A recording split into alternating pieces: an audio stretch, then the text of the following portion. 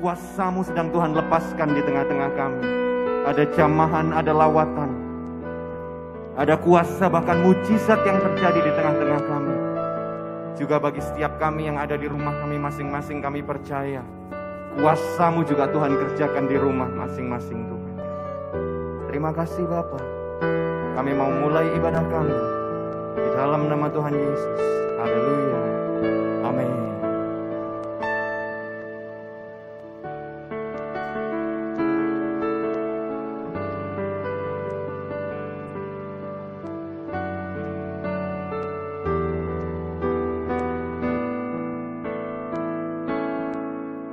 Apapun yang terjadi di dalam hidupku, selalu ku berkata, Tuhan Yesus baik.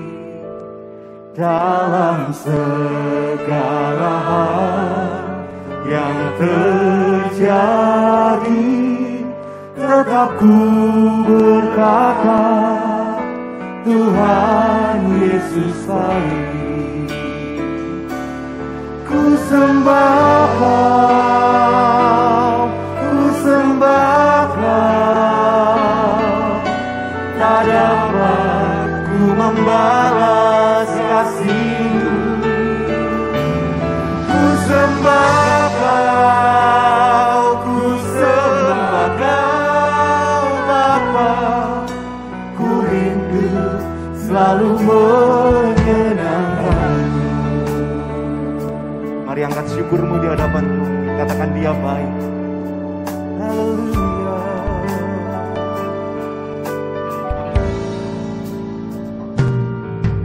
Apapun yang terjadi di dalam hidupku, selalu ku berkata, Tuhan Yesus baik.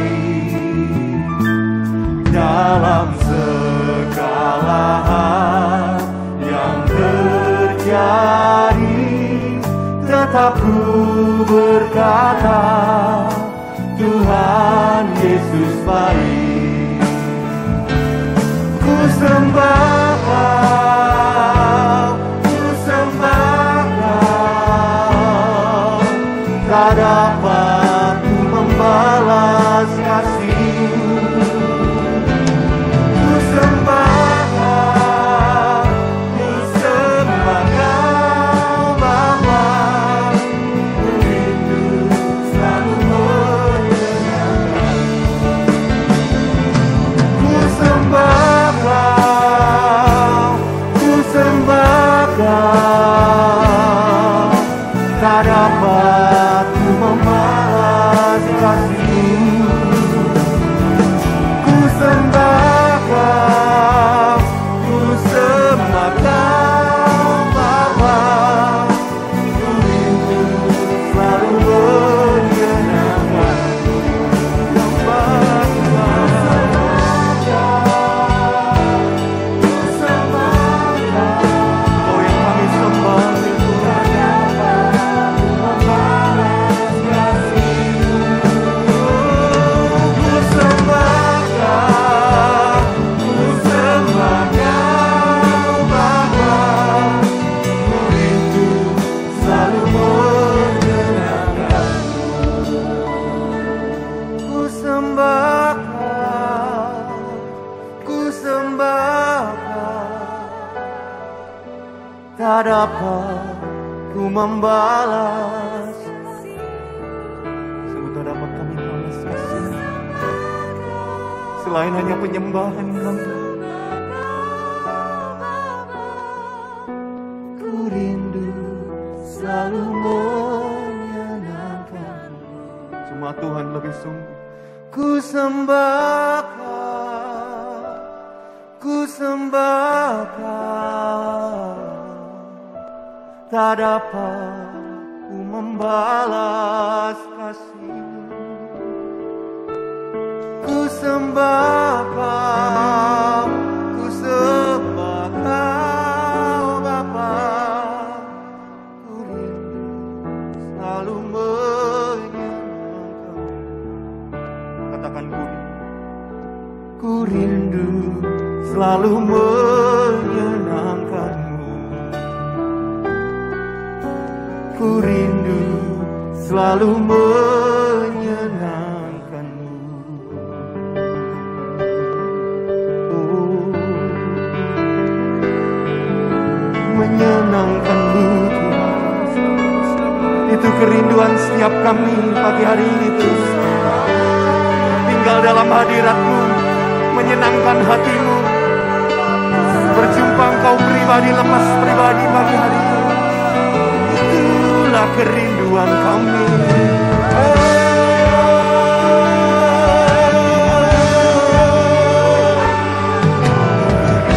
Kami menyembah-Mu, Allah yang baik, Allah yang penuh kuasa, Allah yang memelihara hidup kami. Kayara lamaya syana mona kayara lamaya Gora bata kayara lamaya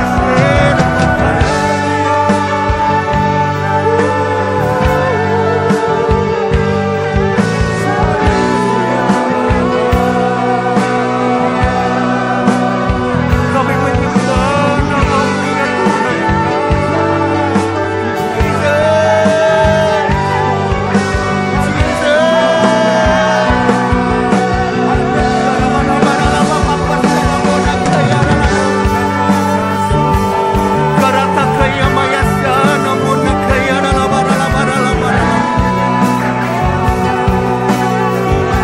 Kalau kami ada hari ini sebagaimana kami ada ya Tuhan,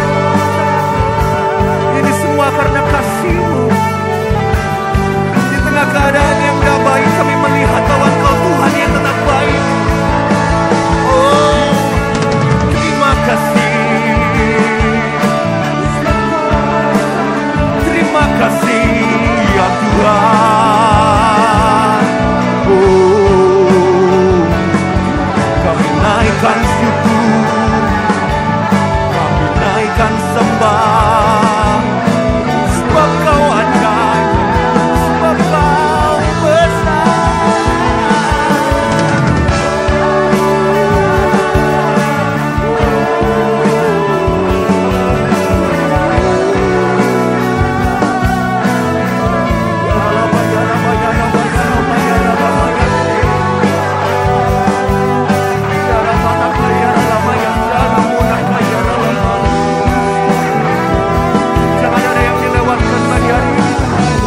Baik kami yang ada di tempat ini maupun kami yang ada di rumah masing-masing Tuhan, kami percaya lawatan dan kuasa-Mu sedang terjadi di tengah kami.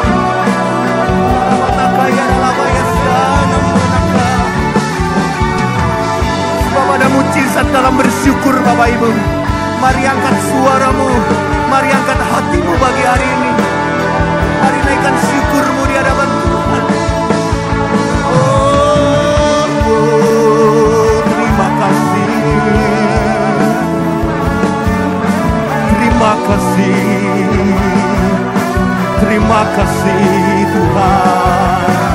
Kami naikkan sembah, kami naikkan syukur buat kebaikan-Mu, buat cinta-Mu yang luar biasa. Haleluya.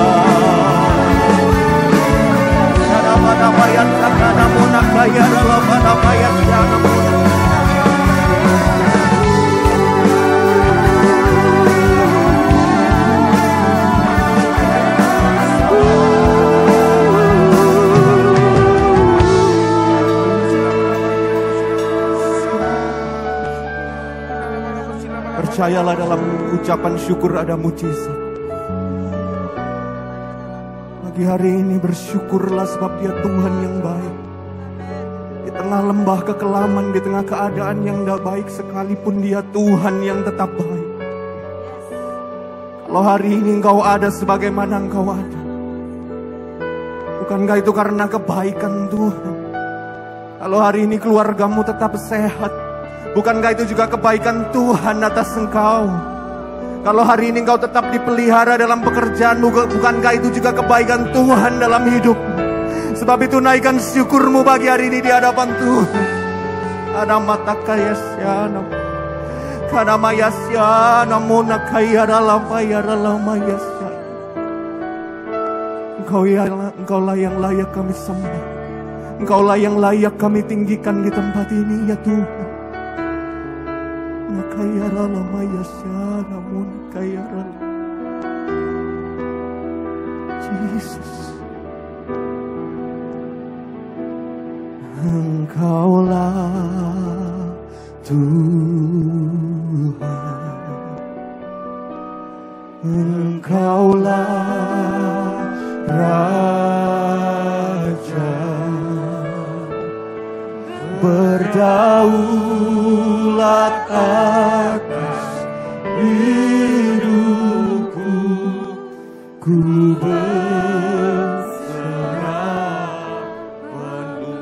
Cuma Tuhan lebih sungguh katakan, Engkaulah Tuhan. We glorify your name. We worship you, O God. Mari berdaulat atas setiap hati di tempat ini. Berdaulat atas hidupku, ku berserah penuh. Boleh angkat tanganmu ke surga, katakan, Kaulah Tuhan, Kaulah Raja.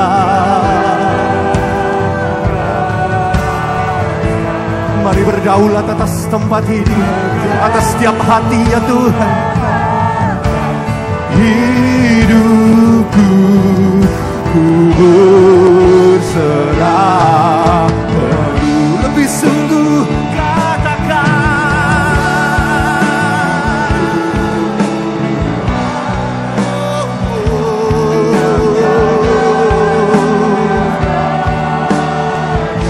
berdaulat, berdaulat atas hidupku, ku berserah penuh. Saya jemput bangkit berdiri bersama-sama Bapak Ibu.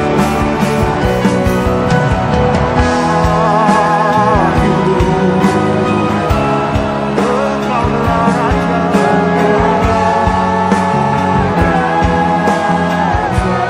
berdaulat atas setiap kami. Yes God. Hidupku, ku berserah penuh. Berdaulat, berdaulat atas hidupku, ku berserah penuh. Oh, katakan berdaulat atas hidupku, ku berserah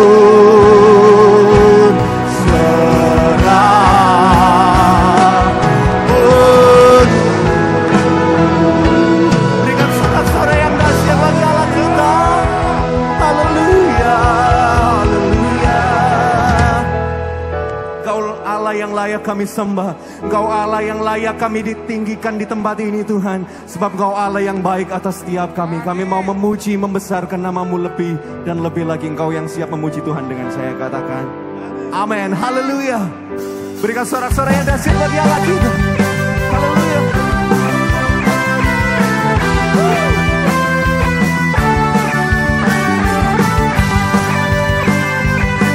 Sebab nama-Mu tinggi Tuhan. Besar dari yang kuharapkan, putih dari segala yang tak kulihat.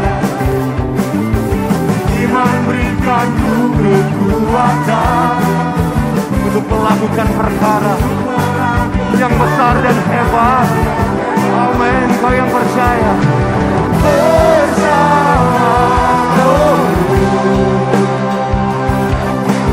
ku pasti menang. Sama-sama. Tinggi nama-Mu dipuji,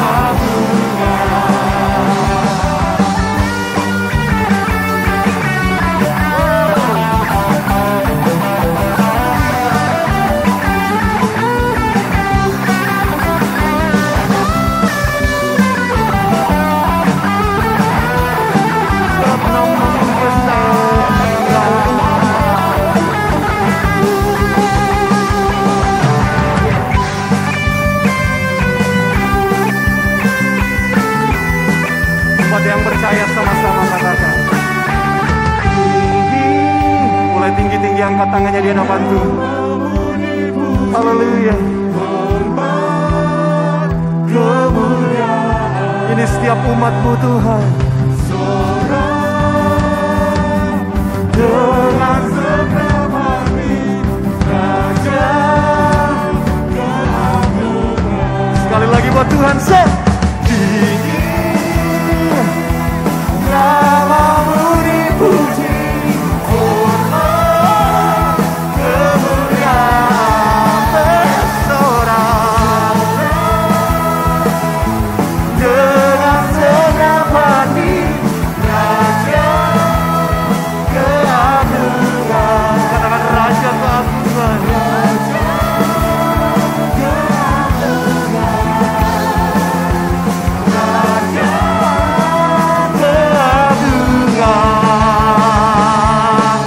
Haleluya.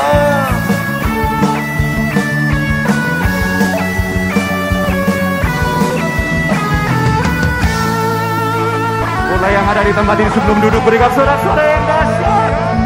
Lebih lagi buat Tuhan kita. Silakan duduk dalam damai sejahtera Tuhan.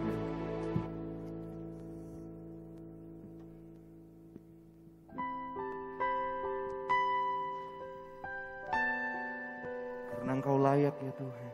Sebab itu kami mau menyembah dalam roh dan kebenaran. Menaikkan syukur kami.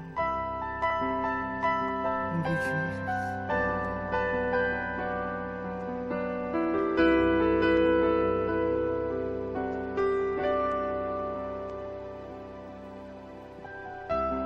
Dengan apa ku membalas kasih-Mu yang ku terima dari-Mu? Dengan apa ku membalas cinta-Mu? Oh Yesusku,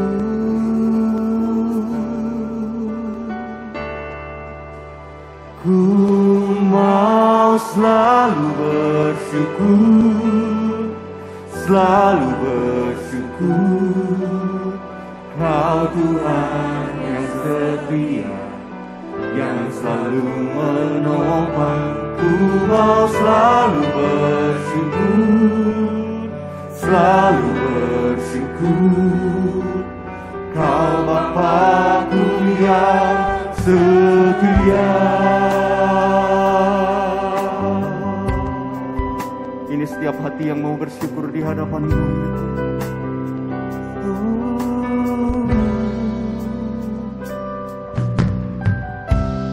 Dengan apa ku membalas kasih-Mu yang ku terima dari-Mu?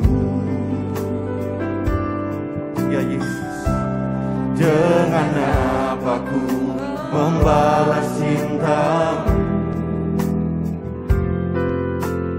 Oh Yesusku, mau selalu bersyukur, selalu bersyukur. Kau Tuhan yang setia, yang selalu menopangku. Mau selalu bersyukur, selalu bersyukur. Kau Bapa-Ku yang setia. Ku mau selalu bersyukur, selalu bersyukur. Kau Tuhan yang setia, yang selalu menopangku. Mau selalu bersyukur, selalu bersyukur. Kau Bapa-Ku yang setia.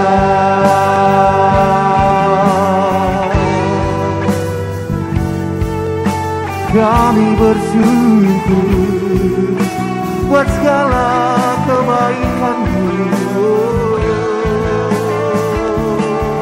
Haleluya, haleluya, haleluya.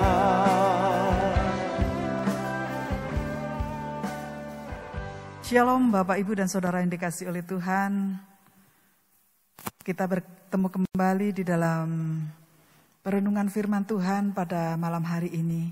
Kita bersyukur kalau kita bisa melewati hampir 3 tahun masa pandemi ya, kurang lebih 2 tahun masa yang sulit di mana kita boleh melewatinya bersama dengan Tuhan. Itu semua bukan karena kekuatan kita, semua karena kasih dan kemurahan Tuhan. Sebelum kita belajar kebenaran firman Tuhan pada malam hari ini, saya ajak Bapak Ibu dan Saudara untuk kita sama-sama berdoa. Bapa Surgawi, kami percaya Engkau adalah Allah yang sangat baik. Bapa yang begitu mengasihi kami, sehingga kami bisa melewati hari demi hari hingga tahun ini. Itu semua bukan karena kekuatan kami, tapi karena Engkau yang menuntun kami, Engkau yang membimbing kami, dan Engkau yang menyertai setiap langkah-langkah hidup kami. Dan kalau kami ada sampai saat ini, semua juga karena anugerah Tuhan. Dan kami percaya Tuhan, kalau kami ada seperti saat ini, itu semua karena Tuhan pasti menghendaki sesuatu kami kerjakan di dalam hidup kami, supaya hidup kami boleh menjadi berkat bagi orang-orang di sekitar kami, bagi orang-orang yang kami temui Tuhan. Sebab kami percaya kami diberkati untuk kami boleh menjadi berkat bagi orang di sekitar kami. Terima kasih Bapa. Kalau pada kesempatan malam hari ini Engkau juga masih memberi kami kesempatan untuk kami boleh belajar kebenaran firman-Mu. Urapi kami semua, urapi juga hamba-Mu ini ya Tuhan. Kiranya segala kelemahan hamba ini Tuhan akan berikan kekuatan ya Tuhan. Sehingga Tuhan akan tutup bungkus tubuh jiwa dan roh hamba dengan kuasa darah-Mu. Dan Tuhan urapi pikiran hamba, lidah bibir hamba, sehingga firman Tuhan yang akan hamba sampaikan, akan hamba sharingkan, itu semua mendatangkan berkat bagi setiap kami Tuhan. Terima kasih Tuhan, kiranya segala pikiran-pikiran ini dan juga perkataan-perkataan ini semuanya bersumberkan daripada kebenaran firman-Mu. Di dalam nama Tuhan Yesus Kristus kami berdoa dan kami siap diberkati dengan firman Tuhan malam hari ini. Haleluya. Amin. Bapak Ibu yang dikasihi oleh Tuhan, di dalam hidup ini kadang-kadang kita merasakan satu pergumulan yang berat. Kadang-kadang kita boleh merasakan bahwa sesungguhnya kita ini beban ini kok begitu berat ya Tuhan. Rasanya saya tidak mampu. Bagaimana saya bisa menjadi berkat kalau saya seperti ini? Bagaimana saya bisa menyampaikan kebenaran firman Tuhan kalau kondisi saya seperti ini? Kadang-kadang kita bergumul dengan kehidupan sendiri. Kita bergumul dengan masalah-masalah kita sendiri. Itu pun sudah kadang terasa begitu berat. Tapi Bapak Ibu yang dikasihi oleh Tuhan, firman Tuhan mengajarkan pada kita, memberikan teladan daripada para pendahulu-pendahulu kita. Orang-orang yang menang di dalam iman pada saat mereka mengalami pergumulan. Bahkan mereka bukan saja menang, tapi mereka menjadi berkat di saat mereka di dalam pergumulan yang berat. Jadi bagaimana kita bisa menjadi berkat walaupun kita mengalami pergumulan yang berat.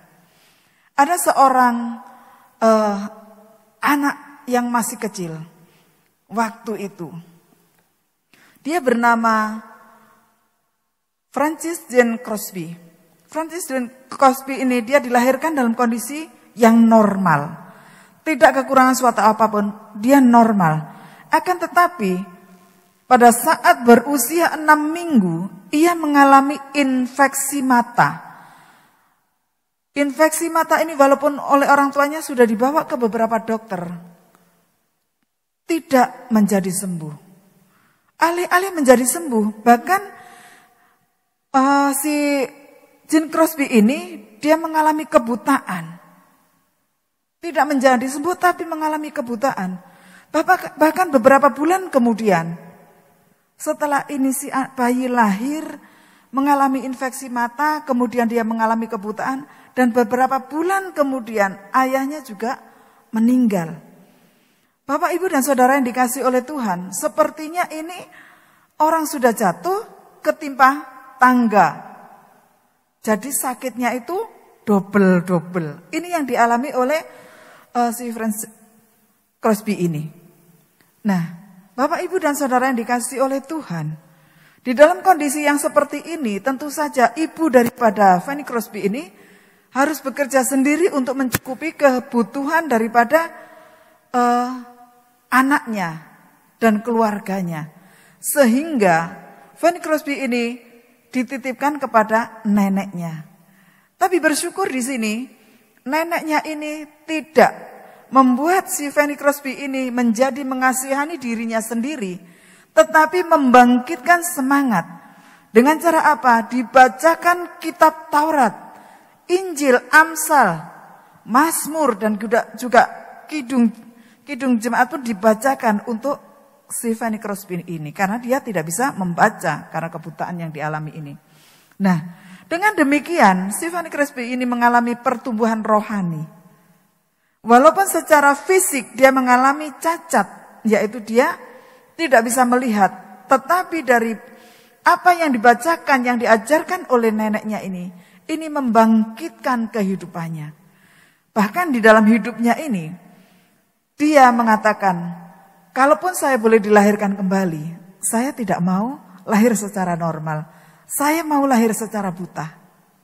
Dia mengatakan seperti itu.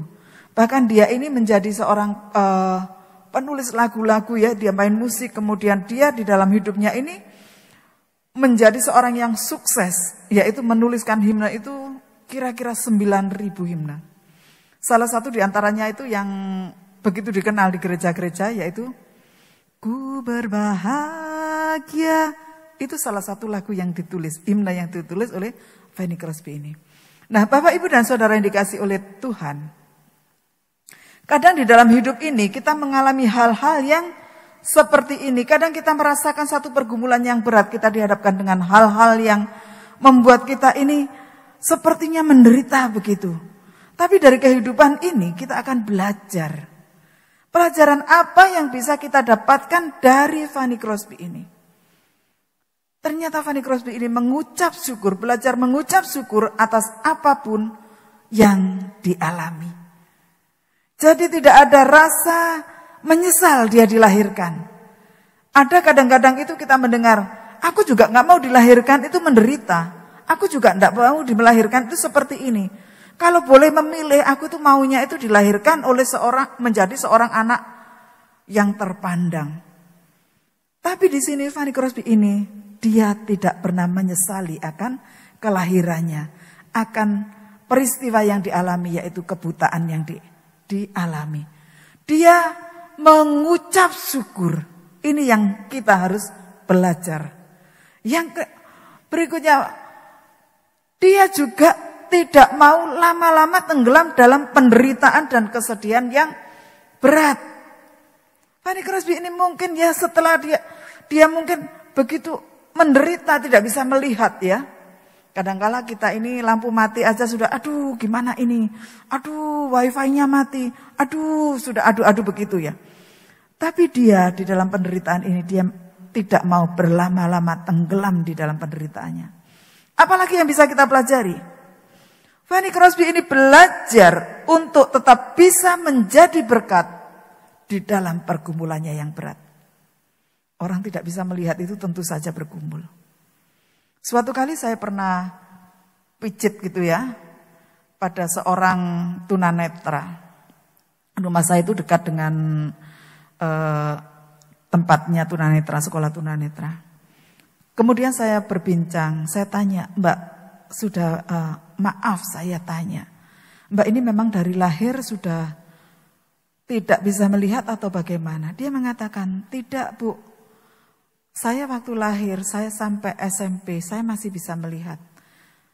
Tapi kemudian saya sakit mata dan tiba-tiba waktu saya kelas 2 SMA itu, saya lama-lama tidak bisa melihat. Saya tanya, maaf ya Mbak, sekali lagi saya tanya, maaf. Bagaimana perasaan Mbak pada waktu Mbak kemudian tidak bisa melihat? Rasanya saya mau mati, rasanya saya mau bunuh diri Bu. Dari saya yang bisa melihat, saya bisa berjalan, saya bisa bermain dengan teman-teman. Tiba-tiba saya tidak bisa melihat. Rasanya saya mau mati. Saya mau bunuh diri. Tapi bersyukur Bu, kemudian keluarga saya juga menolong saya. Kemudian ada support dari keluarga, dari tetangga. Dan akhirnya pemerintah juga memberikan kesempatan untuk saya bisa sekolah di sini. Bapak, Ibu, dan Saudara yang dikasih oleh Tuhan. Saya rasa Fanny Crosby pun mengalami hal yang sama. Dia menderita. Tapi ada hal-hal yang bisa kita pelajari dari kehidupannya. Ternyata dia ini tidak seperti orang lain. Dia lebih memilih untuk belajar mengucap syukur atas apapun yang dialami. Dia juga tidak mau lama-lama tenggelam di dalam penderitaan dan kesedihan yang berat. Dan dia juga belajar untuk tetap bisa menjadi berkat di dalam pergumulan berat yang dia alami. Kita akan belajar dari Daud saat dia menghadapi pergumulan yang berat. Tentu Bapak, Ibu, dan Saudara, kita masih ingat cerita tentang Daud. Awalnya semuanya begitu baik-baik saja. Saat Daud diurapi menjadi raja, dia masih kecil. Dan kemudian dia mengalahkan Goliat. Dia juga masih kecil, masih boleh dibilang mungkin remaja begitu. Awalnya begitu baik-baik saja. Dia mengalami itu, dia diurapi sebagai raja, kemudian dia bisa mengalahkan Goliat. Itu adalah awal yang dialami oleh Daud. Awalnya begitu baik-baik saja. Akan tetapi masalah datang pada saat Daud ini berada pada puncak kesuksesannya. Di mana itu? Kita akan buka di dalam 1 Samuel 18 ayat 8 dan 9. Dan juga ayat 11.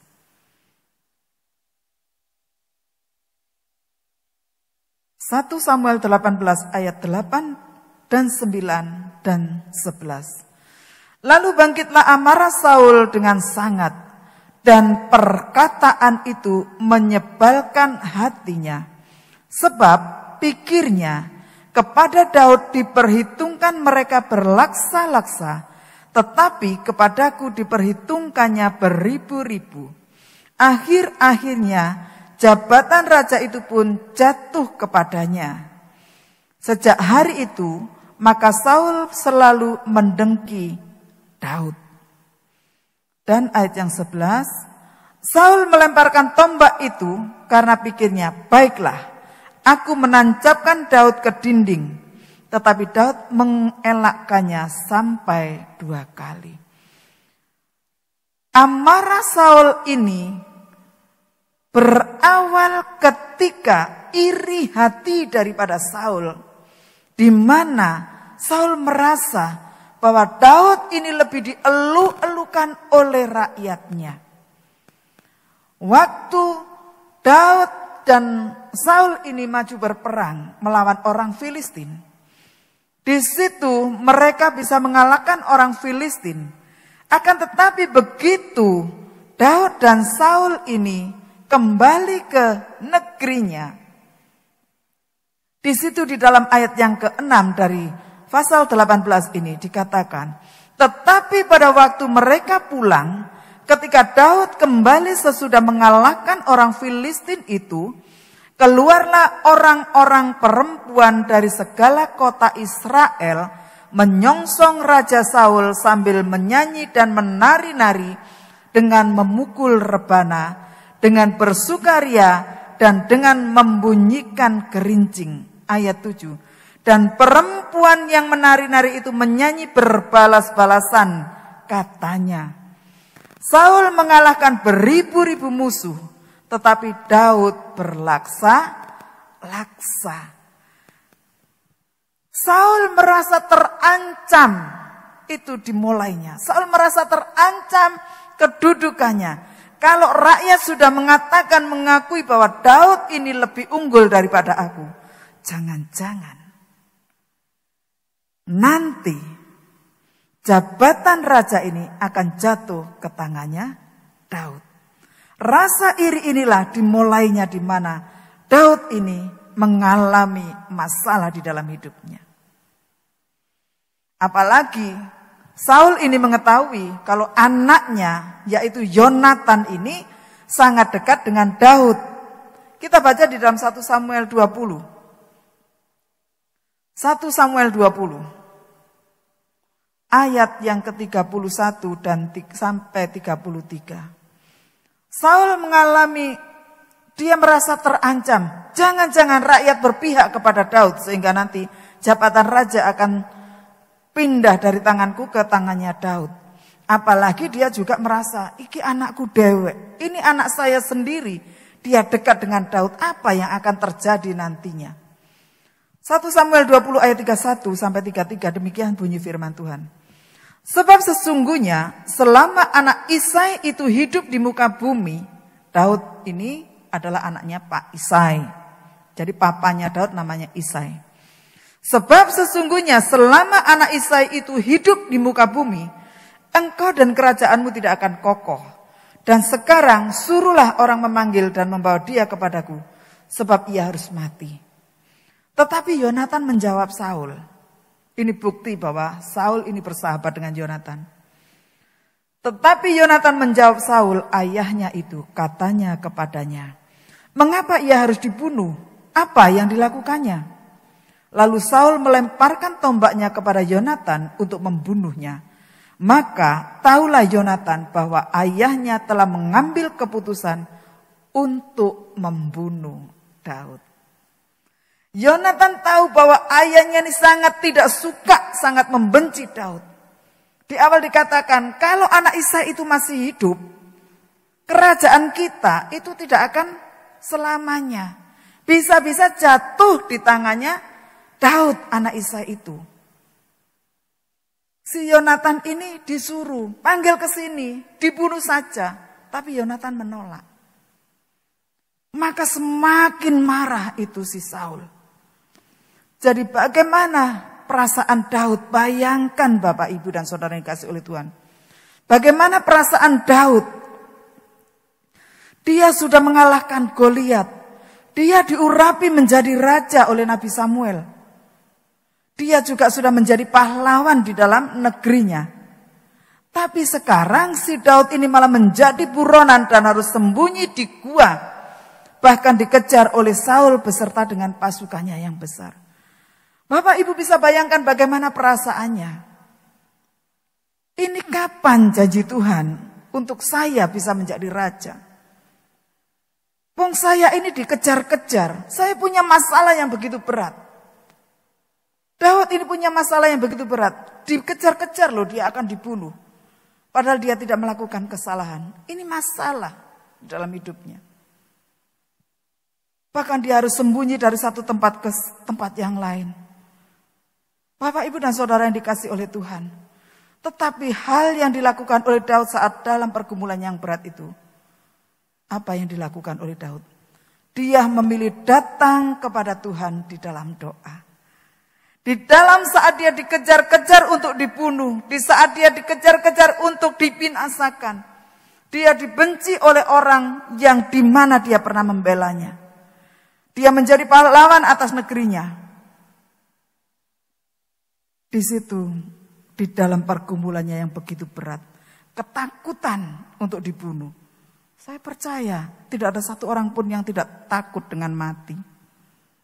Ya, kenyataannya pandemi ini kan membuat kita ini berlomba-lomba untuk menjaga fisik kita sehat.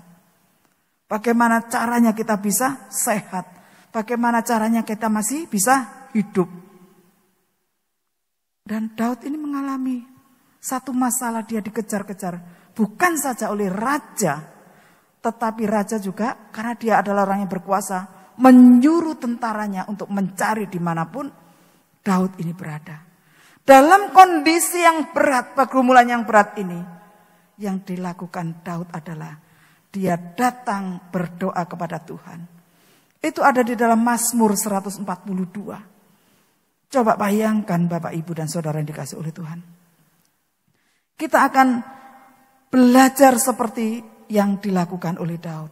Mazmur 142 ayat 1-7 kita akan baca. Doa seorang yang dikejar-kejar itu adalah perikopnya. Nyanyian pengajaran Daud ketika ia di dalam gua. Ini merupakan suatu doa. Dengan nyaring aku berseru-seru kepada Tuhan. Dengan nyaring aku memohon kepada Tuhan. Aku mencurahkan keluhanku ke hadapannya. Kesesakanku kuberitahukan ke hadapannya. Ketika semangatku lemah lesu di dalam diriku, Engkaulah yang mengetahui jalanku, di jalan yang harus kutempuh, Dengan sembunyi mereka memasang jerat terhadap aku. Pandanglah ke kanan dan lihatlah, tidak ada seorang pun yang menghiraukan aku. Tempat pelarian bagiku telah hilang, tidak ada seorang pun yang mencari aku. Aku berseru-seru kepadamu ya Tuhan. Kataku, Engkaulah tempat perlindunganku, bagianku di negeri orang-orang hidup. Perhatikanlah teriakku, sebab aku telah menjadi sangat lemah. Lepaskanlah aku daripada orang-orang yang mengejar aku, sebab mereka terlalu kuat bagiku. Keluarkanlah aku dari dalam penjara untuk memuji namamu. Orang-orang benar akan mengelilingi aku apabila engkau berbuat baik kepadaku. Ini yang dinyatakan Daud, doa Daud kepada Tuhan. Doa Daud kepada Allah yang dia sembah. Dia berdoa, inilah Tuhan, aku dikelilingi, dikejar-kejar, bahkan aku sembunyi pun. Sepertinya mereka itu melihat aku, lepaskan aku dari semuanya ini. Tetapi apa yang terjadi Bapak Ibu yang dikasih oleh Tuhan? Jawaban Tuhan adalah 1 Samuel 22 ayat 2. 1 Samuel 22 ayat yang kedua. Ini adalah jawaban Tuhan bagi Daud. Berhimpunlah juga kepadanya setiap orang yang dalam kesukaran. Setiap orang yang dikejar-kejar tukang piutang. Setiap orang yang sakit hati. Maka ia menjadi pemimpin mereka. Bersama-sama dengan dia ada kira-kira 400 orang. Ini jawaban Tuhan. Bukan Tuhan kirimkan tentara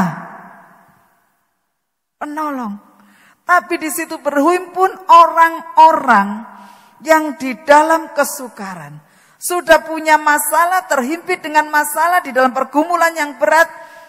Tuhan kirimkan orang-orang yang di dalam masalah juga. Orang-orang yang punya sakit hati, orang-orang yang dikejar utang, orang-orang yang di dalam kesukaran, itu yang dikirimkan oleh Tuhan kepada Daud di dalam gua itu. Dan jumlahnya itu kira-kira 400 orang. Bapak Ibu, mungkin Daud begini, kok begini ya Tuhan ya? Kan aku itu berdoa, mintanya Tuhan lepaskan aku dari masalah ini. Mintanya itu Tuhan tolong aku. Kok justru Tuhan kirimkan orang-orang yang sama-sama punya masalah? Terus aku ini harus bagaimana? Di dalam hidup ini bisa seperti itu Bapak Ibu yang dikasih oleh Tuhan. Kita ini sendiri sakit. Dikirimkan orang yang sakit. Atau bahkan kita diminta berdoa untuk orang yang sakit. Kok begitu ya? Kita ini punya masalah. Masalah kita sendiri sudah berat. Tuhan kirimkan orang datang kepada kita ini. Orang yang punya masalah juga. Kita ini lagi mikir, waduh gimana caranya ini ya saya untuk bisa bertahan sampai. Tuhan kirimkan orang itu yang dia juga punya masalah. Kadang dalam hidup ini seperti itu Bapak Ibu yang dikasih oleh Tuhan. Daud berpikir, kok bukan nabi yang dikirim agar bisa membela aku? Kok bukan tentara-tentara yang Tuhan kirim untuk melepaskan aku dan aku menjadi pemimpin mereka? Bukankah aku ini seorang pahlawan? Ataupun kalau bukan nabi, bukan tentara, ataupun apa saja dari Tuhan. Yang penting bisa melepaskan aku, bisa menolong aku dari bahaya ini. Ini kan menyangkut hidup dan mati Daud, Bapak Ibu dan Saudara yang dikasih oleh Tuhan. Tapi Tuhan kirimkan orang-orang yang bermasalah. Bapak, Ibu, dan Saudara yang dikasih oleh Tuhan, di dalam kehidupan kita pun ada kalanya kita menghadapi yang seperti itu. Sudah kita sendiri menghadapi masalah yang begitu berat, tapi Tuhan kirimkan orang-orang yang punya masalah. Kita sendiri ada sakit, Tuhan kirimkan orang yang sakit. Mengapa hal itu bisa terjadi? Ternyata ini yang harus kita pelajari dari kehidupan Daud ini. Tuhan tidak mau Daud mengasihani dirinya sendiri dan menganggap dirinya paling menderita. Di dalam kondisi di mana Daud mengalami masalah, di dalam Daud bergumul, mengalami pergumulan yang begitu berat, Tuhan tidak mau Daud mengasihani dirinya sendiri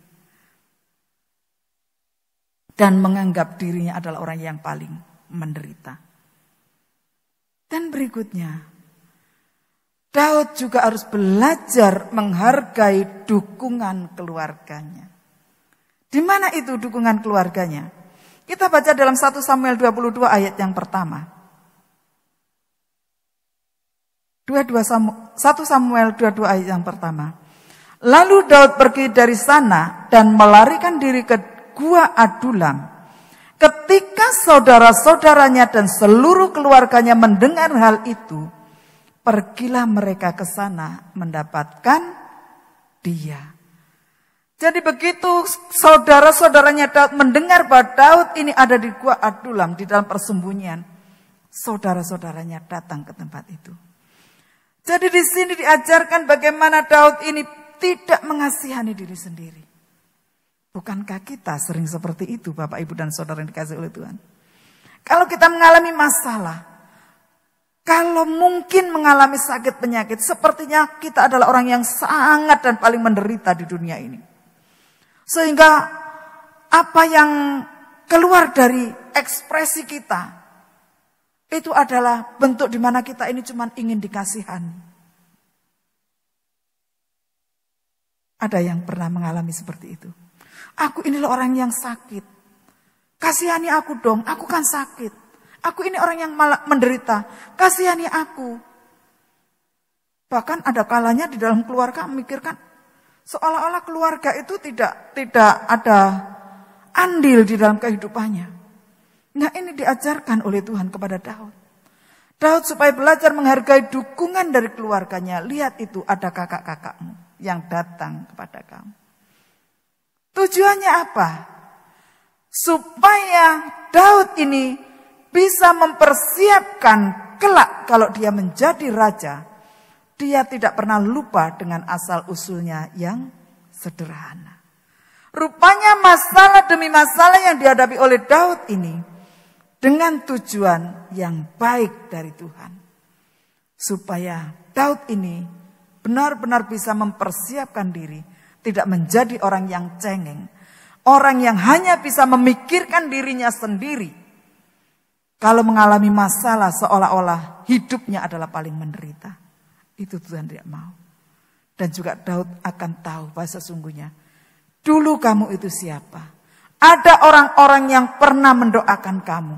Ada orang-orang yang pernah andil di dalam kesuksesan. Itu yang diajarkan oleh Tuhan. Bapak, Ibu, dan saudara yang dikasihi Tuhan. Ada 4 hal yang harus kita ingat saat kita dalam pergumulan yang berat. Ada 4 hal yang harus kita ingat saat kita mengalami pergumulan yang berat di dalam hidup kita. Yang pertama, Tuhan tidak pernah menjanjikan kita bebas dari masalah atau pergumulan. Karena pergumulan hidup dapat membentuk karakter kita semakin serupa dengan Kristus. Jadi Tuhan memang tidak pernah membiarkan kita, tidak pernah menjanjikan kita ini hidupnya itu enak-enak saja. Di dalam doa pun Tuhan juga tidak pernah menjanjikan bahwa apa yang kita minta selalu dikabulkan oleh Tuhan. Tuhan tahu kita kok. Kapasitas kita sampai di mana Tuhan tahu kita. Jadi ingat, Tuhan tidak pernah menjanjikan kita bebas dari masalah atau pergumulan. Karena pergumulan hidup itu dapat membentuk karakter kita ini semakin dewasa, semakin serupa dengan Kristus. Bukankah itu yang dikehendaki oleh Tuhan? Yang dikehendaki Tuhan di dalam hidup kita ini, karakter kita ini semakin hari semakin diubahkan. Karakter kita ini semakin hari semakin disempurnakan. Lewat apa? Ya lewat masalah demi masalah. Jadi jangan heran kalau kita punya masalah kemudian datang orang yang bermasalah dengan kita. Itu yang pertama. Yang kedua, kita harus belajar ketika sedang mengalami pergumulan yang berat sekalipun, Tuhan tidak menghendaki kita mengasihani diri sendiri dan menganggap diri paling menderita. Bapak, Ibu, dan Saudara yang dikasihi oleh Tuhan, beberapa hari yang lalu saya berbicara pada seorang anak muda yang dia mengalami sakit penyakit. Ya memang dikatakan secara kedokteran, secara medis itu dia tidak bisa disembuhkan sakitnya ini. Dia minum obat, kalau dia lagi sakitnya kambuh, dia harus minum obat. Dan obat itu membuat tubuhnya itu jadi tidak bagus, dalam arti bisa mengembang begitu ya. Nah, kemudian saya melihat anak ini sepertinya dia itu menderita bukan cuma dengan sakit penyakitnya, tapi dengan pikirannya. Sehingga kadang-kadang dia itu menjerit-jerit begitu, menjerit-jerit. Kalau enggak begitu dia itu ketawa itu sepertinya lepas kontrol begitu. Ketawa itu apa sedikit dia ketawanya itu sudah yang begitu lebay gitu. Kalau enggak gitu tiba-tiba dia itu akan menjerit dan menangis. Nah, suatu kali dalam keadaan dia yang baik, saya berbicara seperti ini. Nak, aku mau bicara sama kamu. Tapi bukan berarti kalau aku marah atau tidak senang sama kamu.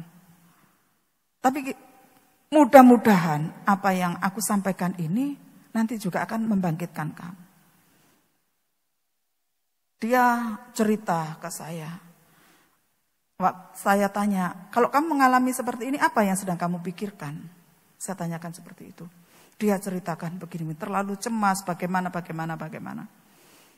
Kemudian saya sampaikan seperti ini. Nah, memang ya, menurut ilmu kedokteran atau medis, penyakitmu tidak bisa disembuhkan. Tapi bukankah kamu percaya bahwa tidak ada yang mustahil di hadapan Tuhan? Tapi aku juga tidak jamin kalau kamu berdoa minta sembuh Tuhan pasti sembuhkan. Itu aku juga enggak jamin. Karena di dalam setiap perjalanan hidup kita, apapun yang terjadi itu atas izinnya Tuhan. Kalau kamu mengalami sakit seperti ini, kamu harus membangkitkan semangatmu sendiri. Jangan kamu menganggap bahwa dirimu ini adalah orang yang paling menderita. Karena sesungguhnya di luar sana ada banyak orang yang mengalami sakit seperti yang kamu alami. Tapi mereka juga bertahan hidup. Dan sampai saat ini ada orang yang aku kenal. Bahkan usianya itu di atasku, masih hidup. Dia mengalami sakit seperti kamu ini sejak dia SMP. Dia tanya, benarkah seperti itu? Benar. Kamu harus mulai berpikir yang baik-baik tentang Tuhan dan dari Tuhan. Jangan kamu terlalu mengasihani dirimu sendiri sehingga kamu itu kalau sedikit saja ditinggalkan oleh orang tuamu, kamu sudah menjerit-jerit, kamu kok kemudian yang sampai kejang-kejang. Sesungguhnya yang bisa menyembuhkan kamu itu adalah dirimu sendiri. Saya sampaikan seperti itu Bapak Ibu yang dikasihi oleh Tuhan. Karena saya melihat kesaksian orang-orang yang punya penyakit yang sama, yang masih hidup sampai saat ini. Saya katakan, obat itu tidak 100% bisa menyembuhkan kamu. Tapi sekian puluh persen lebih besar itu dirimu sendiri yang bisa menyembuhkan kamu. Pikiranmu dan hatimu. Bapak Ibu yang dikasihi oleh Tuhan. Orang-orang yang terlalu mengasihani diri sendiri. Itu adalah orang-orang yang selalu minta diperhatikan. Selalu caper cari perhatian dari orang lain. Ini adalah orang yang mengasihani diri sendiri. Tapi orang-orang yang hidupnya dipenuhi dengan semangat. Yang dia ini tahu bahwa selalu ada pengharapan di dalam Tuhan. Maka hidupnya akan menjadi tegak berdiri. Dalam menghadapi segala macam tantangan hidup. Bapak, Ibu, dan Saudara yang dikasihi oleh Tuhan. Saya mengalami banyak hal di dalam hidup saya. Yang mana Tuhan itu adalah satu-satunya penolong saya. Dan kepada Dia saya mencurahkan semua isi hati saya, kesukaran saya, kesukaan saya, suka duka saya kepada Tuhan. Itu nomor satu yang saya ceritakan. Tempat saya bercerita. Dan berikutnya adalah suami saya. Karena saya percaya kalau suami saya tidak akan pernah menceritakan apa yang saya ceritakan ini kepada orang lain. Bapak Ibu, ayo kita belajar untuk tidak mengasihani diri sendiri. seolah-olah kita adalah orang yang saling dan paling menderita di bumi ini. Jangan. Dan yang ketiga, yang harus kita ingat saat kita mengalami pergumulan yang berat. Kita tetap harus bisa menjadi berkat bagi orang lain. Bahkan di tengah pergumulan yang berat sekalipun yang kita alami, kita harus tetap bisa menjadi berkat. Saat kita tidak mengasihani diri kita sendiri secara berlebihan, kalau orang melihat kita di situ mereka akan melihat, iya, ternyata kan seperti itu ya Bapak Ibu. Orang tidak harus melihat kita murung, mukanya panjang seperti kates, seperti yang sangat menderita dan paling menderita di bumi ini. Maka akan jadi berkat. Ternyata, padahal aku dengar loh dia itu mengalami masalah seperti ini. Padahal aku dengar loh dia itu punya masalah begini. Padahal aku dengar loh dia itu dalam pergumulan seperti ini. Tapi aku melihat wajahnya masih tetap berseri. Orang bertanya, kok bisa ya? Akhirnya kita bisa menceritakan. Semua ini karena Tuhan. Tidak ada yang lain, semua ini karena Tuhan. Dalam pergumulan apapun, kita harus tetap menjadi berkat. Dan yang terakhir, pada saat kita sedang menghadapi masalah atau pergumulan, pertolongan yang Tuhan berikan itu tidak selalu dan belum tentu seperti yang kita harapkan. Itu harus ada dalam pikiran kita. Mengapa? Karena Tuhan akan memberikan yang terbaik dalam hidup kita. Dan Tuhan tahu yang terbaik di dalam hidup kita. Saya mengalami hal-hal seperti ini Bapak, Ibu, dan Saudara yang dikasihi oleh Tuhan. Pernah saya sampai menangis, badan saya sampai kurus. Dengan apa yang saya harapkan, apa yang saya doakan, ternyata itu tidak bisa menjadi kenyataan. Dan bahkan itu hilang begitu saja. Saya nangis berhari-hari Bapak, Ibu, dan Saudara yang dikasihi oleh Tuhan. Walaupun saya hamba Tuhan, saya bisa menangis. Seperti itu. Jadi ingat, kalau kita minta, kita bergumul, minta pertolongan Tuhan. Dan itu tidak selalu Tuhan berikan pada kita. Karena Tuhan mau memberi kita yang terbaik. Karena apa yang baik menurut kita, itu belum tentu baik menurut Tuhan. Itu harus kita pahami. Sehingga pada saat kita mengalami pergumulan, kita tidak akan terlalu merasa menjadi orang yang paling menderita di bumi ini. Kita akan tetap percaya bahwa Tuhan itu selalu baik. Dan sangat baik bagi kita. Ada kesaksian seorang anak kecil ya. Seorang anak kecil. Dia adalah Evie Claire. Gadis berusia 13 tahun. Berasal dari Florence, Arizona. Dia ini berhasil tampil di panggung America Got Talent dan bercerita dengan para penonton tentang bagaimana ayahnya didiagnosis menderita kanker usus stadium 4. Dia mengatakan kira-kira setahun yang lalu ayah saya didiagnosis menderita kanker usus stadium 4. Kemudian katanya para dokter memvonis bahwa iya, yaitu ayahnya hanya memiliki 5% kesempatan untuk hidup. Jadi malam ini saya di sini untuk menyanyikan sebuah lagu untuk ayah saya. Meskipun dalam kepedihan dan kesedihan yang luar biasa, Evie ini menjadi berkat bagi setiap orang yang menonton ajang ini. Gitu ini ya, melalui semangat dan keteguhannya. Dan memang benar, ayahnya meninggal. Tapi di dalam kondisi yang seperti itu, Evie ini dia tidak pernah mundur daripada ajang ini. Dan dia ini akhirnya berhasil untuk masuk di dalam final. Bapak Ibu, kalau kita merenungkan kembali apa yang kita alami selama ini, Dan apakah di dalam pengalaman-pengalaman, pergumulan-pergumulan hidup kita ini sudah pernah menjadi berkat bagi orang lain.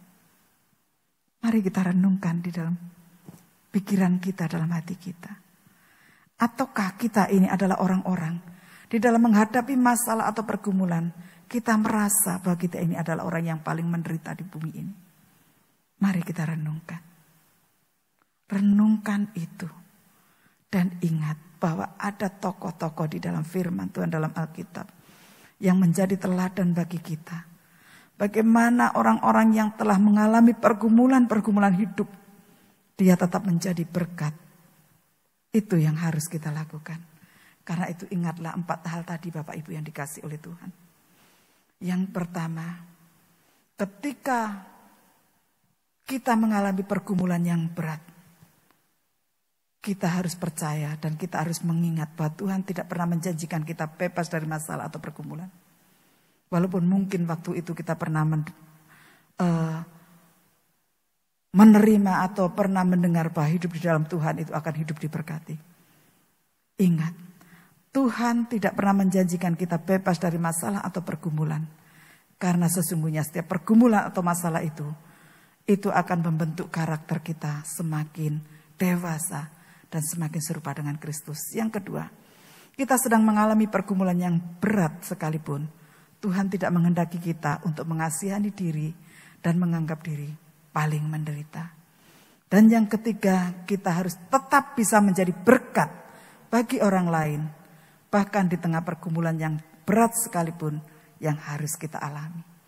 Dan yang terakhir, yang keempat, pada saat kita sedang menghadapi masalah atau pergumulan, pertolongan yang Tuhan berikan tidak selalu dan belum tentu seperti yang kita harapkan. Itu harus menjadi catatan di dalam hati dan pikiran kita sehingga kita tidak akan mundur di dalam mengiring Tuhan.